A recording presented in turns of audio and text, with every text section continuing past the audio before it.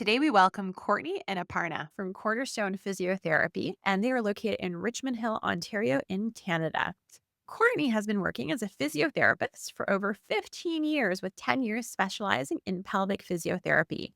She works with patients who have a variety of pelvic conditions, including incontinence, pelvic pain, vaginismus, and helping women prepare their bodies for birth. Parna is also a physiotherapist who specializes in pelvic health, but interestingly enough, she treats both male and female patients with varying pelvic floor conditions and also supporting those who are preparing for childbirth. And is also a CrossFit athlete, and she loves teaching patients how to engage their pelvic floor during exercise and incorporating pelvic health into our fitness routines. Make sure to please check out the show notes for ways to connect with Cornerstone Physiotherapy as well as resource links. First of all, why don't you start by telling us about Cornerstone Physiotherapy, what kind of therapies you offer, and a little bit about the two of you? Yeah, of course. Cornerstone started in 2008. It started with one clinic that was downtown Toronto at Yonge and College, and we have since grown to 7 clinics. So we have a few sprinkled in the heart of Toronto, and then we have one out in Burlington, Markham, Richmond Hill, and North York. And the hope is to continue to grow. We're physio owned and operated. Physiotherapy is our mainstay, but we do have other allied health professionals at our clinics or associated with our different programs. So that looks like massage therapy, OT or occupational therapy, dietitian, and orthotist. All our physios across the company are trained in MSK, which is like the treatment of muscles and bones and ligaments. So, what you would traditionally think of when you think of physiotherapy, like a sprained ankle or a total knee replacement, hip pain, back pain. But I think the one thing that separates our clinic from others would be our specialized programs. So, we have a few of those, one of which being vestibular, which is the treatment of dizziness or vertigo, another being long COVID, and pelvic, which is obviously what brought us here today. So all of our therapists do MSK treatment, so your traditional physiotherapy, but then some will go on and specialize in these different areas. And so we do have at least one therapist in each of our locations that would treat vestibular or would treat pelvic. So all of these services and specializations are offered at all our locations. Then you can kind of, no matter where you are, find somewhere close to you in one of these areas. I think the other thing that's different from our clinic compared to maybe what people have experienced in physiotherapy before is our model of care. We work one to one with our patients.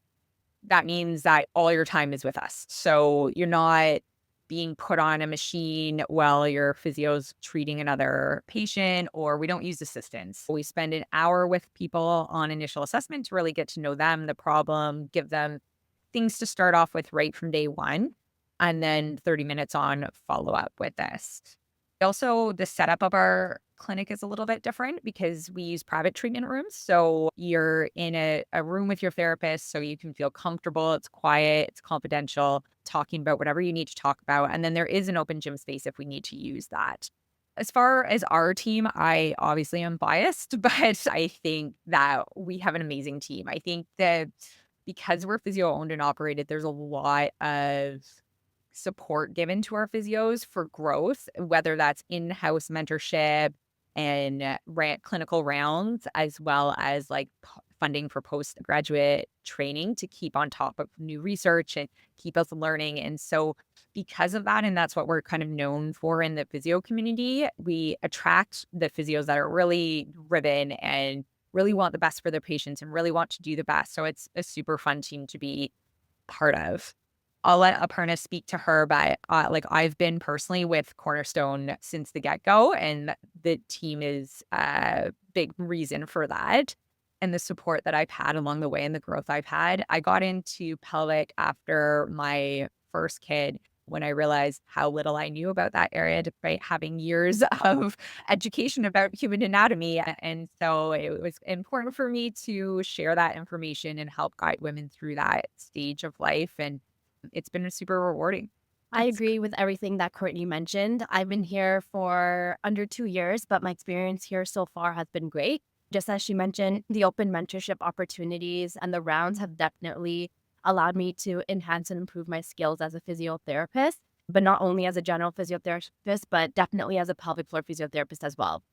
Thank you for that. Just for our listeners, the reason that we are here today is because Courtney and Aparnaa came to Markham Fertility Center and did rounds on pelvic physiotherapy, and we learned so much from those rounds.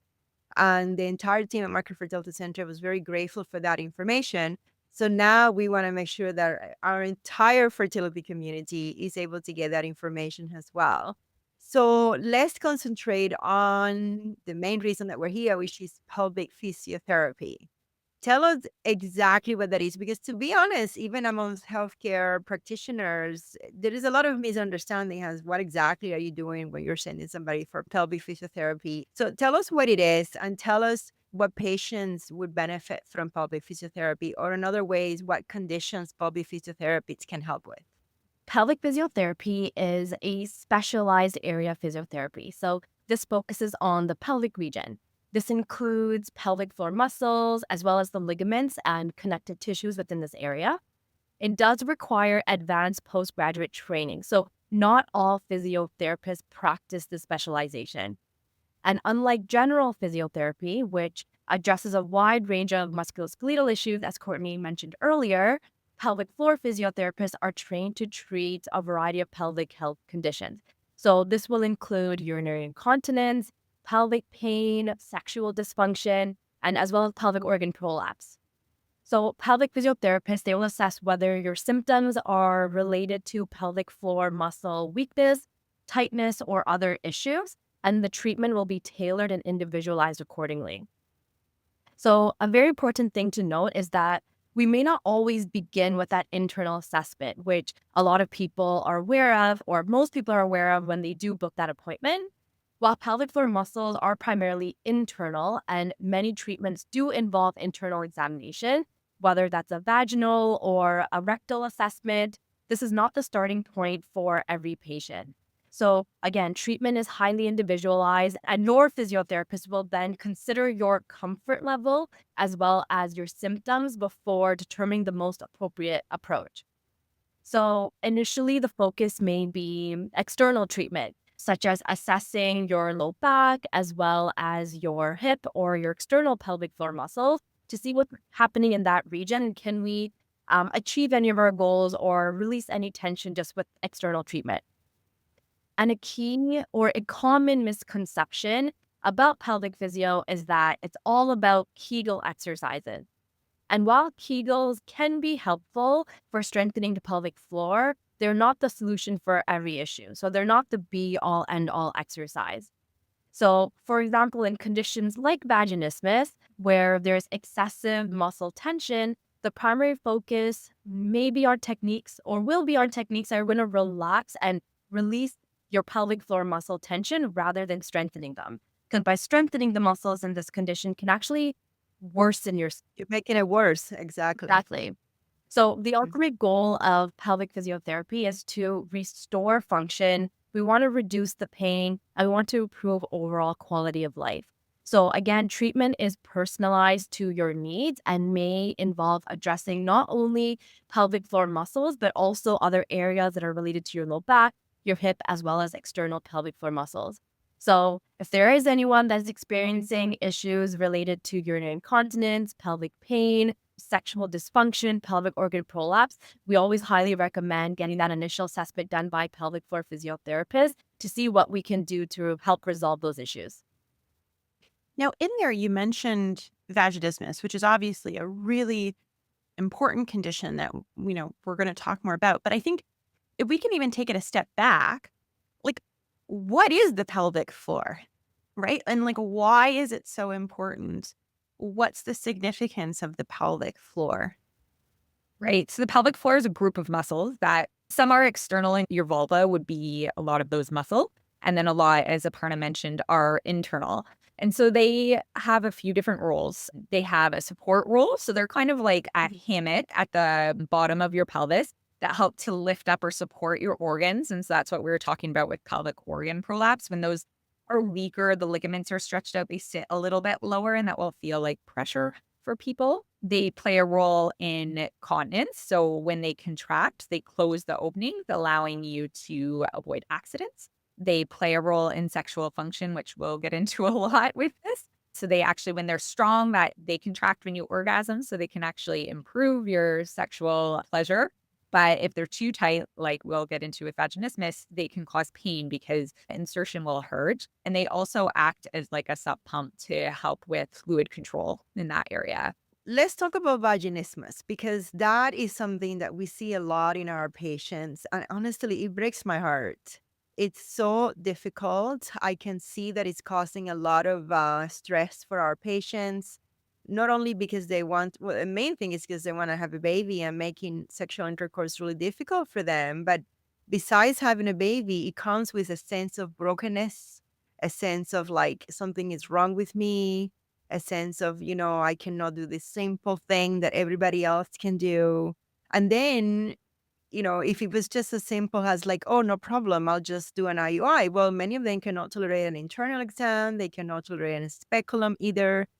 And then if we manage to achieve a pregnancy, there's still a vaginal delivery, internal exam. So from their personal point of view, it has a significant impact on the quality of life. But from the medical care point of view, transvaginal ultrasounds, it can really impact their ability to get really good images and really good exams as well. So it's a condition that it's really detrimental to women trying to conceive and those who are actually pregnant. So can you tell us exactly what it is and how do you go about treating it? Right. Yeah, so absolutely. It's a really hard condition. You hit on everything we hear from our patients as well with that. So simply, vaginismus is when the pelvic floor muscles that they surround the opening, so they kind of run in a circle around the opening of the vagina, are too tight or they're being held in a contracted state. So if you can imagine that when a muscle is contracting and it circles an opening, it's going to narrow that opening. And so the severity of which that happens will depend on the case. So some people might have tension where they can tolerate insertion, but it's painful. And some people might be so tight that they can't actually achieve penetration. It feels like there's a wall or a barrier there.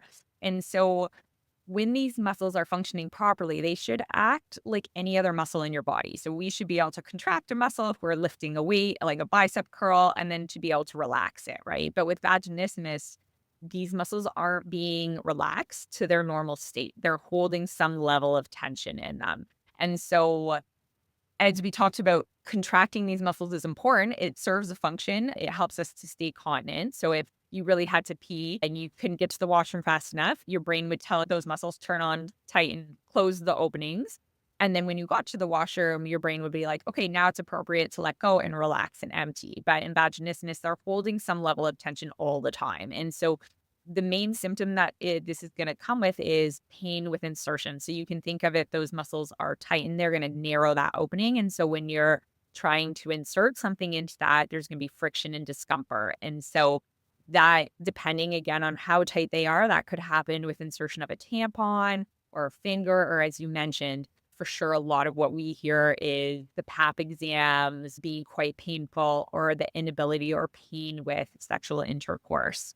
I think the main thing that is really not people aren't aware of with vaginismus is there's two different kinds of vaginismus. So there's primary vaginismus, which is when someone has struggled with pain or the inability to have insertion from the get-go. So with their first experience with intercourse or their first attempt at inserting a tampon, and that's never resolved. So it's continued. Whereas secondary vaginismus is when someone has had a successful penetration, insertion, pain-free for some period in their life, and then something's changed where that changes and becomes painful or they're not able to do it. And we see that often, and it's often linked to a physical trauma or an emotional distress situation where the body kind of goes into this like protective holding of tension. So it's not that they're consciously aware and holding tension, but it's trying to protect that person's from some fear, some worry that they've had exposure to. And it's holding tension in those muscles and then creating this vaginismus. So this is very common with any history of sexual abuse,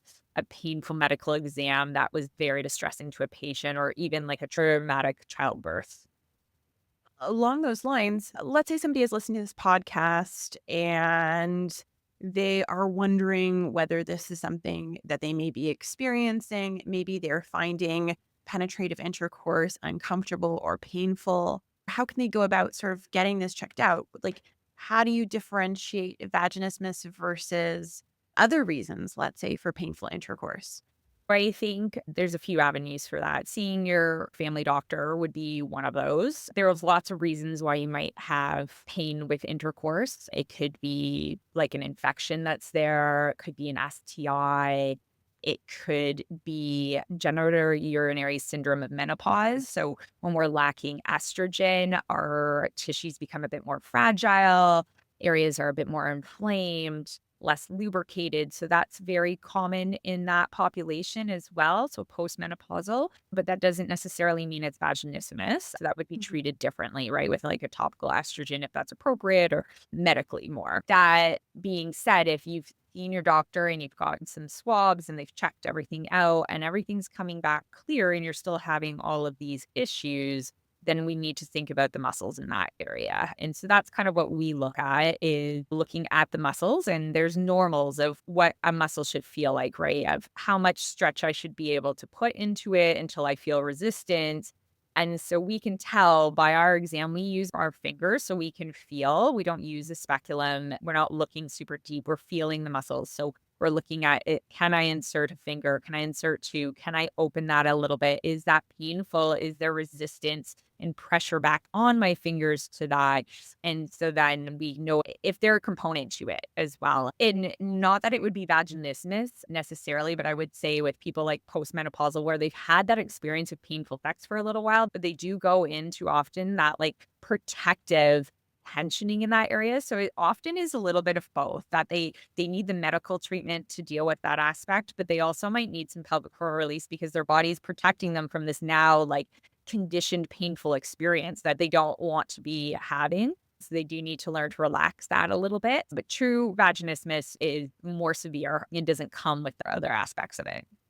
How do you address the feelings of fear or embarrassment that people have around vaginismus, both in terms of internalizing those, but also when it prevents them from seeking help?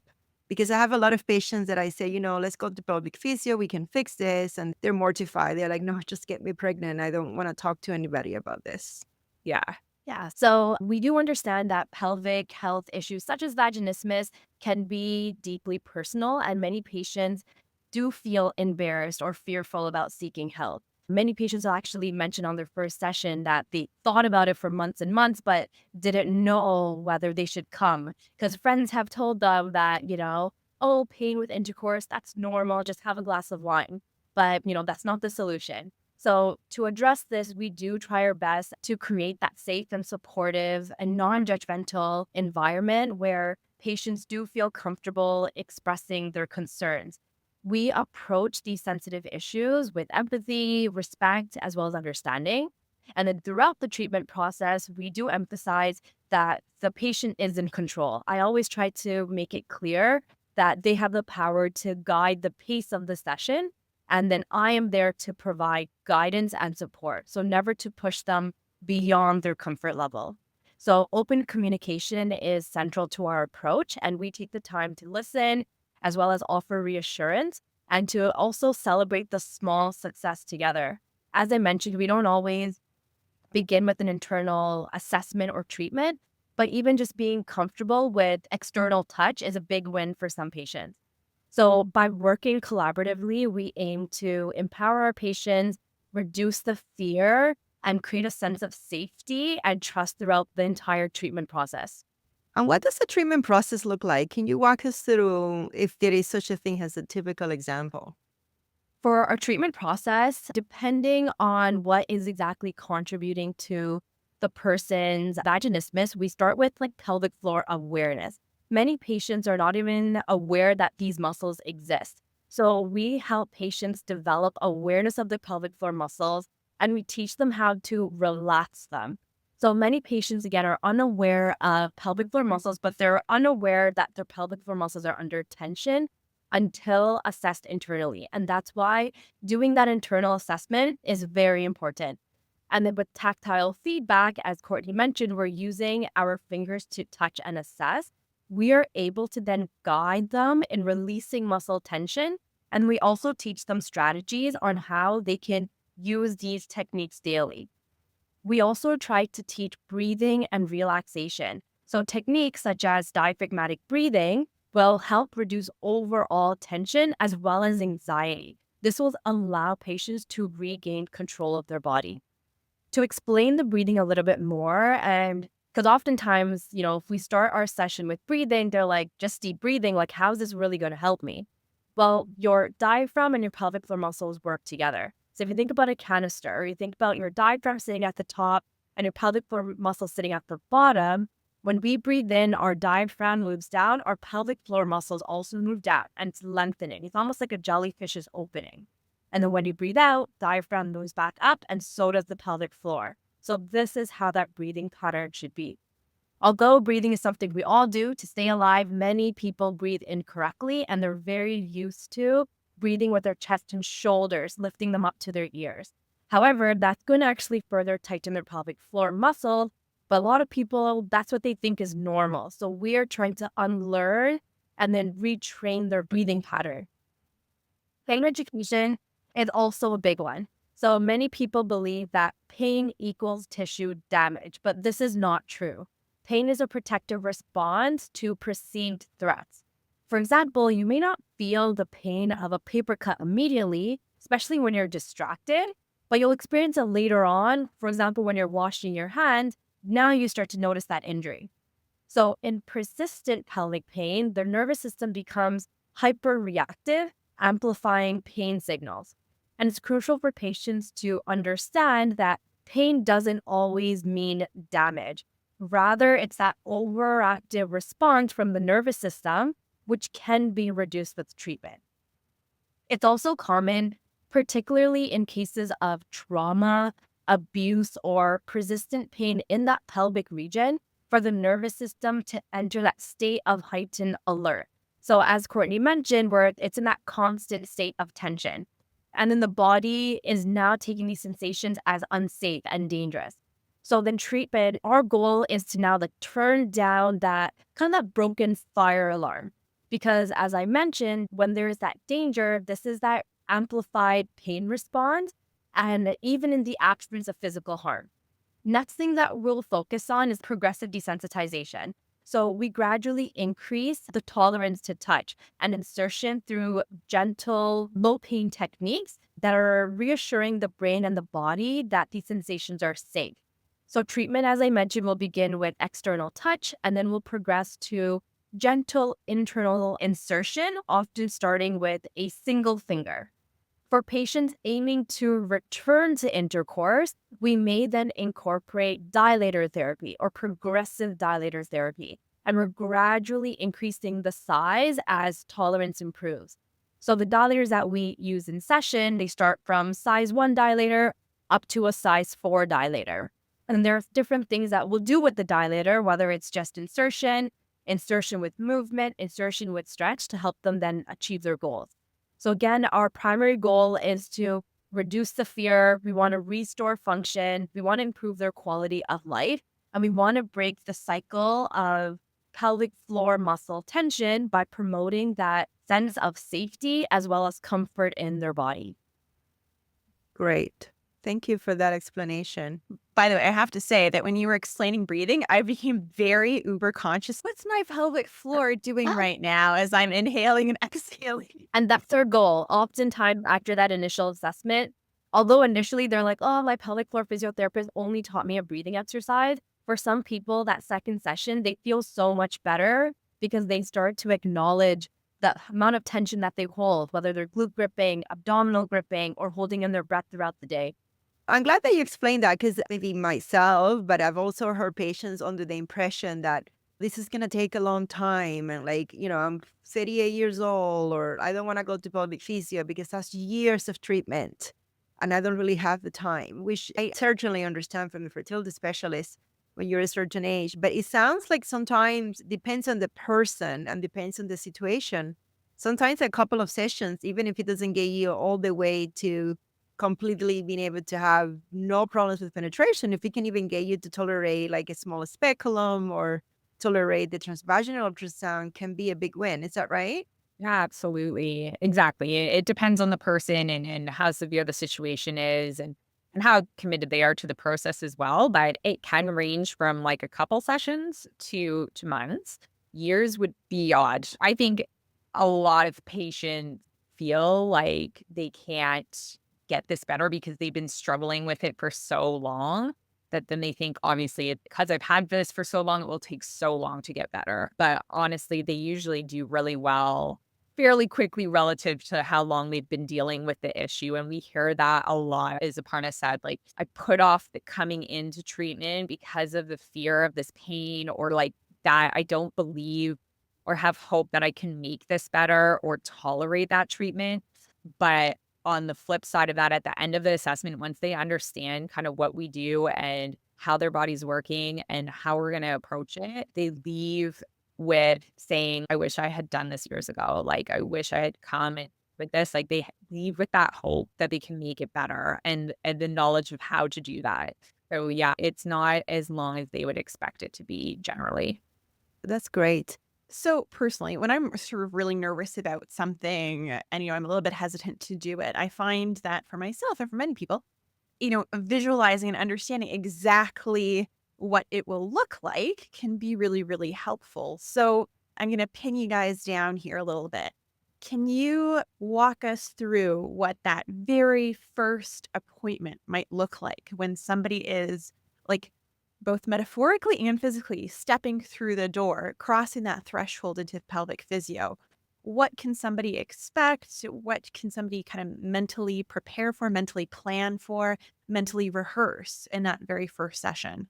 The first session will vary really honestly depending on the person and where they're at and where they're comfortable. So that we know that everyone walking through our door, whether they have pain or not, is nervous about that appointment. It's not something people are super excited to come and get an internal exam done and talk about these intimate details, right? So it's nerve-wracking and people have different fears and worries going into that. With the vaginismus population, they often are very worried about how painful it's going to be, right? And so we do spend a lot of time with our patients. That first appointment with us is an hour in length. So it gives us a lot of time to chat. We ask them to fill out paperwork ahead of time that gives us a really good understanding of what they're experiencing and different avenues we're going to have to talk about for that particular patient. And we usually spend a good chunk of that session talking first, because as you said, like, you need to kind of understand what's going to happen and be prepared for that in order for it to go well. If I just jumped into it and said like unchange and jump on the table and here we go, your body is going to be like, "Whoa," and tense up in guard to that, right? So we want to create a little bit of a relationship with the patient first of all, so they have some sense that they can trust us. And that's a big part of it, right? Like, when you have someone intimately touching you, you need to have some semblance of trust there for that to go well. And so we will explain what the pelvic floor is. We'll bring in models to show them, and we'll talk to them about what they're experiencing, why, what we will do before they're undressed or on the table. So they can ask questions and they're comfortable. And then we also talk through it as we go. And so I will tell them that, like, at any point, if you want to stop, we can stop. If you don't want to do any of this, if this feels not right for you today, we don't have to do all of this. There's other ways we can work with this. What do you feel comfortable with? And so for some people, that's not internal day one. They're not ready for that. And so we don't start there. We might start with the breathing exercises or external, as Aparna mentioned. And so for some people, they're like, let's see how it goes. And so we always start external in non-threatening places first. So we might start touching on like the inner thigh first, on the thighs, just to tell them like, this is the type of touch that you're going to experience. It's very light. It's very low level. And in this area, can you feel how this doesn't cause pain for you?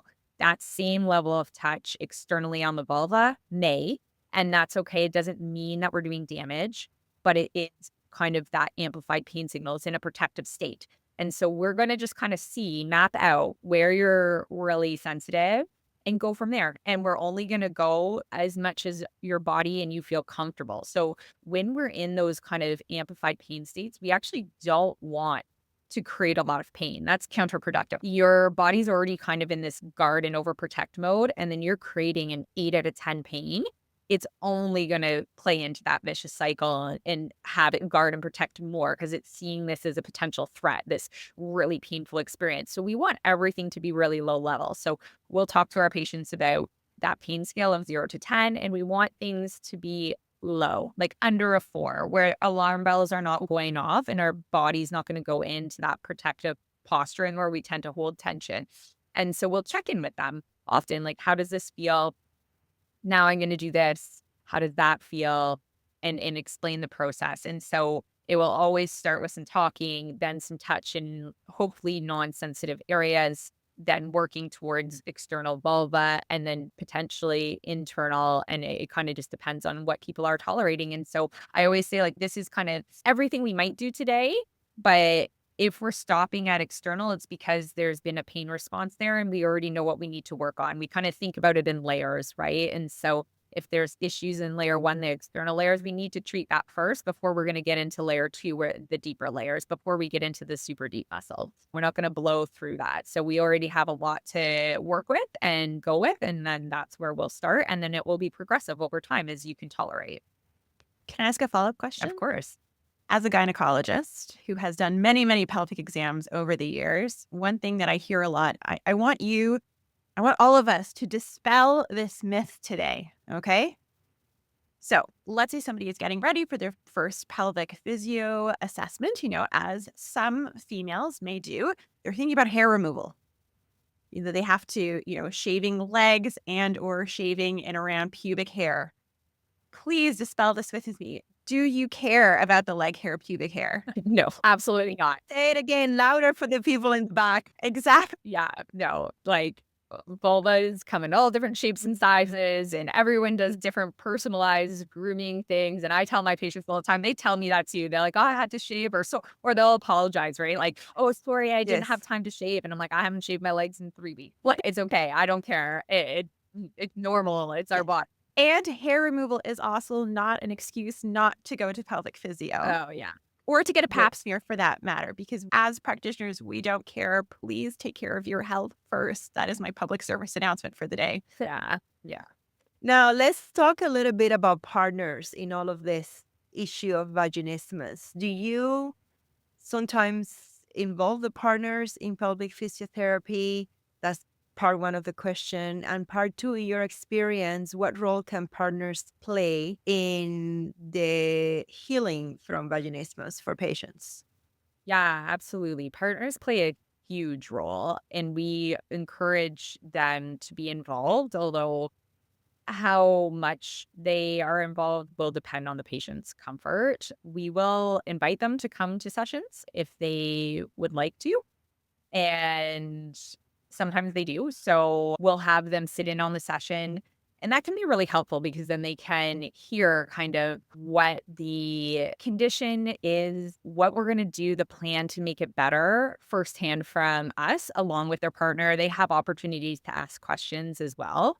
But if there's an active relationship going on, like that partner is intimately involved in this issue as well. So really does need to understand that. And for that patient to have the best success, they need that emotional support. That understanding from their partner is really going to be huge. So they can come into sessions and we'll teach them how to support their partner, but also how to partake in treatments, right? One big thing is the trust in the relationship. And so when we're starting that desensitization and teaching them to do self-touch or self-release, and we're doing it, it's very different when you're doing it on yourself and you have control versus allowing someone else to do it to you, right? Especially with that fear response. So it's important to involve a partner in that, because eventually if the goal is, which often it is, to get back to intercourse, that partner is going to be involved at some point, right? And so having them involved early and the easier stages and building that trust is super important. So often we'll find like a patient can tell, even sometimes for me, like a patient will tell me, I can do this and this and this, and it doesn't hurt. But when you do it, it hurts more. And it's because there's a different level of there, right? Like they know innately in themselves, they're not going to hurt themselves. They don't know that about me yet. Maybe if it's our first few sessions, they're going to have to learn that, and they will have to do that with their partner as well. So having their partner helping with that is quite important, and earlier the better, ideally. We will often teach them how to use the dilators that we talked about. And once they're comfortable doing it on themselves, to whatever level they're working on, we encourage them, like, once that's pretty successful and they're tolerating that well, the next step before moving to a higher diameter would be have me or have a partner do that for you so that it's not in your control and you have to kind of learn to get out of your head, right? Like when we're worried and anxious, we tend to hold tension. So you're going to have a little bit more of that fear and worry when it's not in your control. You're going to tend to tense a little bit more. And so they're going to have to learn techniques to overcome that.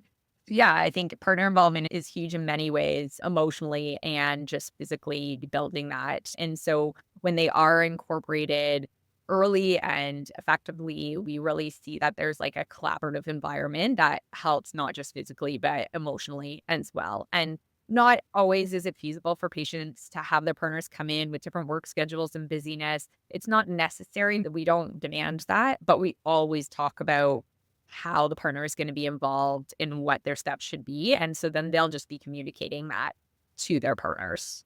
Speaking of partners, now let's step a little bit away from vaginismus. I learned when you came to Markham Fertility Center to do the rounds.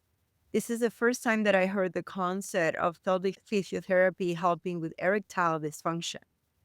I had never heard that before. So can you tell us a little bit more about it? Yes. So pelvic floor physiotherapists, well, some also treat men. I am some of the some. I also treat male patients. So I do treat patients who come in specifically with erectile dysfunction.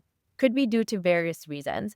So when it comes to erectile dysfunction, it gets a little bit tricky sometimes. It's not necessarily always because pelvic floor muscles are too tight or too weak. It could be related to an underlying medical condition or even after surgery, after someone has had prostate removal surgery. That's one of the side effects of that surgery. Ways that we treat it, again, depends on whether it's related to pelvic muscle tension or weakness. I'm going to say majority of my patients, we are after that whole pelvic floor muscle awareness, because a lot of patients associate pelvic floor with the female population but are unaware that men also have pelvic floors as well. I am going to say majority of the patients I do see do come in with a very tight pelvic floor, and our goal is always to release that pelvic floor muscle tension first. So you're able to release that pelvic floor muscle tension, they're going to be able to contract and relax those muscles a little bit better. But sometimes people do come in with a combination of both. There's going to be pelvic floor muscle tension as well as weakness. But our goal always first is to release that muscle tension. Once we release that muscle tension, now we want to, again, build a greater awareness of the pelvic floor muscles and teach them how they can now strengthen these muscles to get a stronger contraction. And the ultimate goal is to, again, bring blood flow to the area. They're going to be able to achieve that response, improve sensation. So with our male population, we're coming in for that. Even like as soon as they feel any sort of hardening or any sort of sensation of an erection, we often get them to start with just continuing it themselves, see if they're able to increase that blood flow to that area. And similar to what we're talking about getting partners involved, then we'll start talking about external stimulation with partners involvement. Because the goal ultimately is to return to intercourse. That has to be done with two people, right? So that's kind of the treatment technique. If it's a quick summary of a treatment technique that I will follow for someone who comes in with erectile dysfunction, again, depending on what might be contributing to that and understanding their medical history as well. That's great. Thank you for that explanation. Like I said, I had not heard that before. So I was excited to learn that at the presentation, and I'm glad that everybody listening can learn about that as well. And along those lines, we focus a lot on vaginismus today and sort of painful intercourse. But I would personally love to have you guys back to talk more about pelvic floor physio and its role in pregnancy and postpartum and some of the other conditions that pelvic floor physio can treat as well. Because we talked about vaginismus, painful intercourse, but then there's also pelvic pain that are similar, have some overlap, but aren't necessarily the same thing. Is that right? Yeah, there's many, many painful conditions that can lead to pelvic pain. And yeah, a lot of them will have very similar presentations, but slightly different treatment approaches depending on what's driving that pain.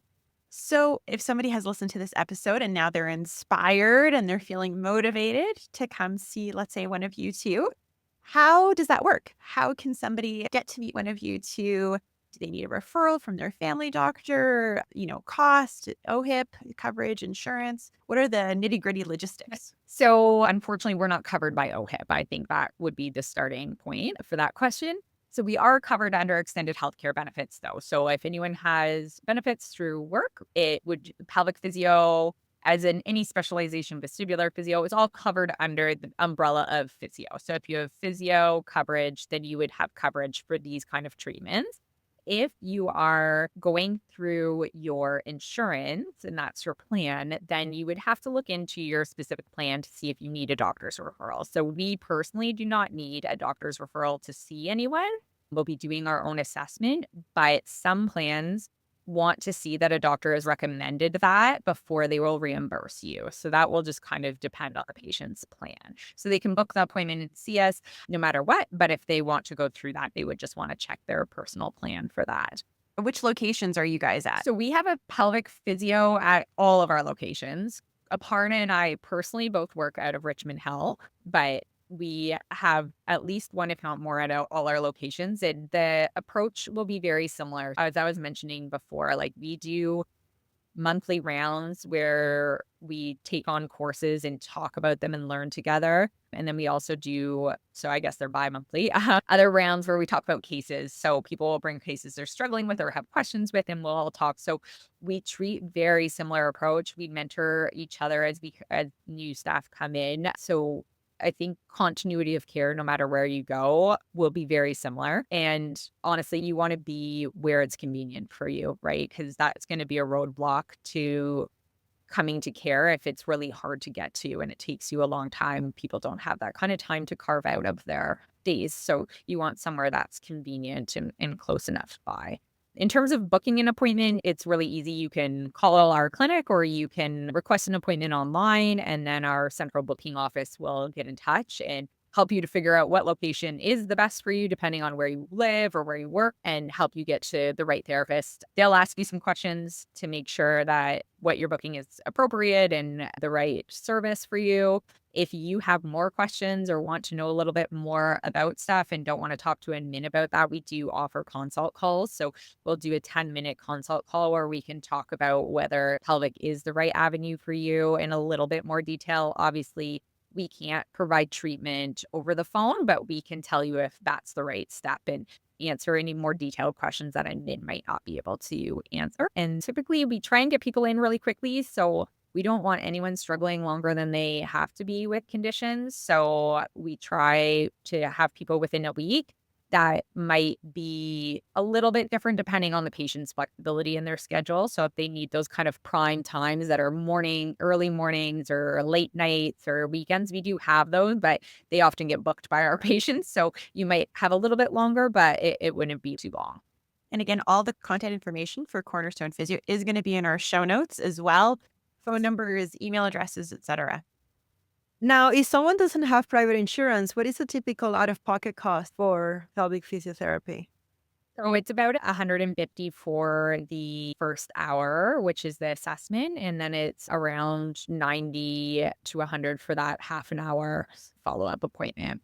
One thing that I think is important to talk about is that we do really try and empower our patients to take an active role in their care. So from first appointment with us, you're going to have homework, you're going to have stuff to be working on. And it's really important to be doing that on a regular basis. We're not in any of our specializations. I think if anyone's gone to physio, they probably know they get homework and exercises. So you are going to be working on this on your own often. The more often you're doing the stuff, the faster you're going to see progress, the faster you're going to see resolution of your problem. And so we don't see our patients super frequently. Again, it will depend on how comfortable they are with stuff and how well they're doing. But generally, we'll see them once a week for a few weeks to check in, make sure they're tolerating, answer questions, add some exercises to their routine and build that program for them.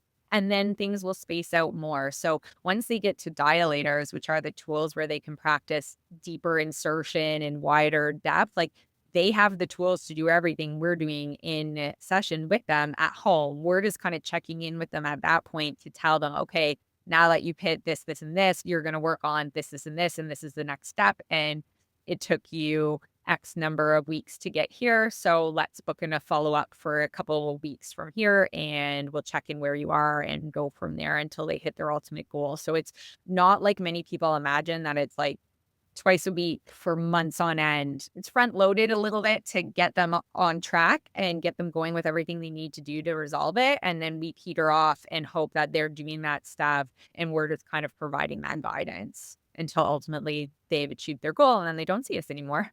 Do you have any last words to say to our audience before we sign off?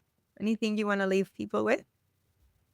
I think if you think that you're struggling with vaginismus or pelvic pain, know that you're not alone. Lots of people, because we don't talk about these kind of intimate details and struggles often in our culture with our family and friends, people really feel like it is something only happening to them. And you mentioned those feelings of like inadequacy or guilt or low self-esteem. Those are huge in this population. And I think a lot of that comes from because we don't know that other people struggle with it. We don't have those shared experiences of like, if I have knee pain and I talk to Aparnaa about my knee pain and she's like, oh, I had that too. And I did this and I did this and I got better. Like that's motivating and inspiring and provides that hope, right? And we don't have that as much in these populations, I feel like, because we just don't talk about it as much. And so I think it's important to reach out and know that there is help out there for you. So you're not struggling with it alone. It's very common and it's completely treatable. And as I said before, so many of my patients tell me how long they waited, like years before coming to this appointment. And so many of them wish they had come earlier. It's not going to be as bad as you think it's going to be. You're going to be part of the treatment planning and process. It's going to really help you. And so I would say like, just try and take that initial step and reach out to someone that can support and guide you and help you get going with it sooner than later. So it's not affecting you for longer than it has to.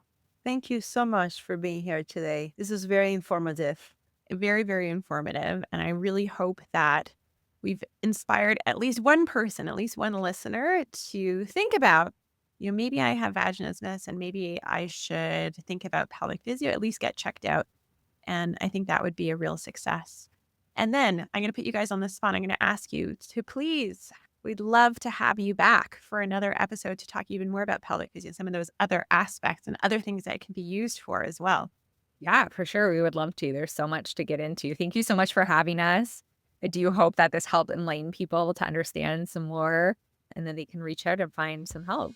And that's a wrap for today, Superhumans. If you're looking to connect, get social with us. Follow us on YouTube and Instagram at My Fertility Podcast or visit us online at myconfertility.com. And don't forget, follow, subscribe, and share your favorite episode. Thanks for listening to My Fertility Podcast and for being a vital part of our community. We know you've got this. We're signing off until next Tuesday. If you found this episode of My Fertility Podcast helpful, please take a moment to head over to the review section and leave us your thoughts. Your reviews and comments are incredibly valuable to us and help guide future episodes. We also welcome you to direct your questions to info@myfertilitypodcast.com. My Fertility Podcast is produced by Rabbit Media Inc. in conjunction with Dr. Garcia and Dr. Weiss. Music from Mix Kit Raising Me Higher by Ajay Stelino. My Fertility Podcast is not intended to replace any type or variation thereof professional medical, health, or legal advice, nor should the content be taken as medical advice. Please contact your primary healthcare professional regarding any medical questions you may have. The information presented in this podcast is based on the knowledge and understanding of the host at the time of recording. Medical knowledge is constantly evolving and new research may change the understanding of health-related topics. While we strive to provide accurate and up-to-date information, we do not guarantee the completeness, accuracy, or timeliness of the content. The views expressed in this podcast by guests are not those of the host or the management. This podcast is not intended to impose any type of discrimination. My Fertility Podcast and its management are not responsible for any losses, damages, or liabilities that may arise from the use of this podcast.